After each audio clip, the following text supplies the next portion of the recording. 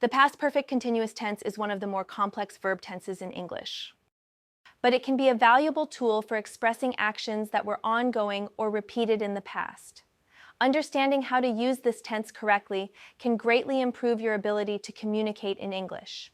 In this tutorial, we will explore the past perfect continuous tense and discuss how mindfulness in the past can be achieved through the use of this tense.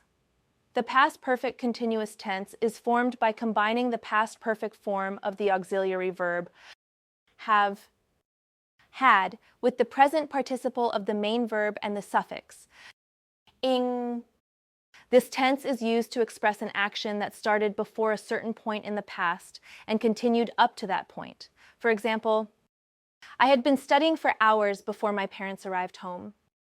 One way to think about mindfulness in the past is to reflect on the activities or experiences that occupied your time before a specific event or moment in the past. By using the past perfect continuous tense, you can describe these ongoing actions or activities in detail. For example, she had been waiting for the bus for over an hour when it finally arrived. Another way to achieve mindfulness in the past is to focus on the duration of an action that was ongoing in the past. The past perfect continuous tense can be used to emphasize the length of time that an action was taking place. For example, they had been working on the project for days before it was finally completed. By using the past perfect continuous tense, you can bring mindfulness to your reflections on the past and provide more context and detail to your storytelling.